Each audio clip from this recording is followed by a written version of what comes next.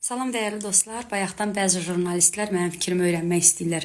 Məlum siyahı ilə bağlı adları qadağada olan müğənnilər siyahısı. Deməli, mən nəzərinizə onu çatdırım ki, orada əvvəla qadağada olan bir neçə müğənninin adını görmədim.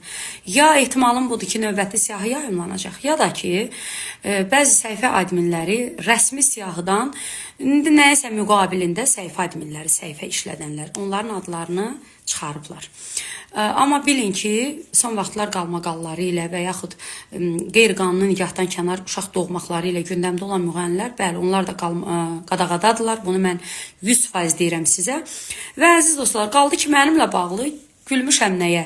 Elə bilin ki, deyirlər ki, Trump zaurun verilişinə gəlməkdən imtina elədi. Trump oradaydım ki, bir imtina da eləsin.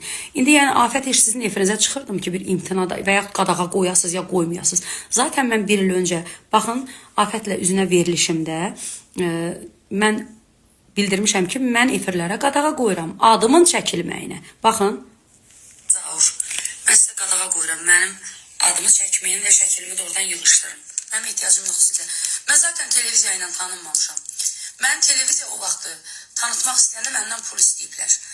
Qəpik yığıb aparıb, bütün müğənnilər... Nəysə, nəyə demək istəyirəm? Mən qadağa qoydurmuşam. İndi o bir məşhur el misal var, deyir, qara məni basınca mən qaramı basım. Yəni, bilmək istəyirsinizsə, birinci mən qadağa qoydurmuşam. Zaten bir doğanların təbliğatından aparan aparıcıların verilişində mənim nə işim var? Mən özümü düz doğan tanıdığım üçün mənim o cür verilişlərə ehtiyacım yoxdur. Hə, qaldı nəyə? Hə, o ki qaldı, indi deyəcəksiniz ki, bəs necə olur, hərdən verilişi də ora çağırırdınız və yaxud gələndə iştirak edirdiniz verilişlərdə. Dostlar, üzətdəndir də adam utanır deməyə ki, çəkmə məni. Eləsə olur, dost olur da sözün yerə salamıram. Amma sonra mən bir açıqlama da etmişdim ki, dost verilişlərə ancaq yol xərcimi ödəyərlərsə gələrəm.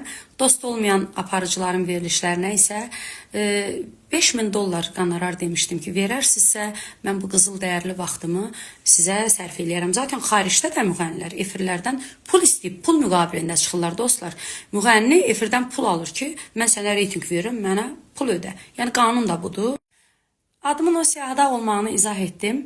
Ən başlıca səbəbi isə dediyim kimi, mən efirlərdən pul istədikdə, efirlərdə mənə qarşı aqressiya yarandı ki, yəni sən bizdən pul istəyə bilməzsən, yəni biz səni tanıtmışıq. Mən də onlara izah etdim ki, siz məni tanıtmamısınız, siz mənim pulumu alıb qonaq çağırmışsınız, məni YouTube tanıdıb.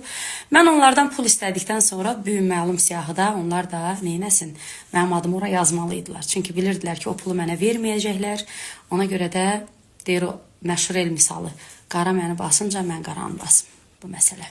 Hə, mənim bu qadağamdan sonra dostlar, sağ olsun aparıcılar məni xərcə salmadılar. Adımı da çəkmədilər və məni də narahat etmədilər. Belə ki, adımı çəksələr idi, mən gərək vəkil tutardım, vəkilə pul ödəyərdim ki, məhkəmə qərarı ilə adımı çıxartdırım o efirlərdən. Hətta mən təklif edirəm ki, bütün efirlərin YouTube kanalları mənim verilişlərimi silin. El etməyin ki, mən müəllif hüququ ilə öz televiziya vasitəmlə, Afətin YouTube kanalı, o mənim televiziyamdır. Sizin kanalları vurdurum.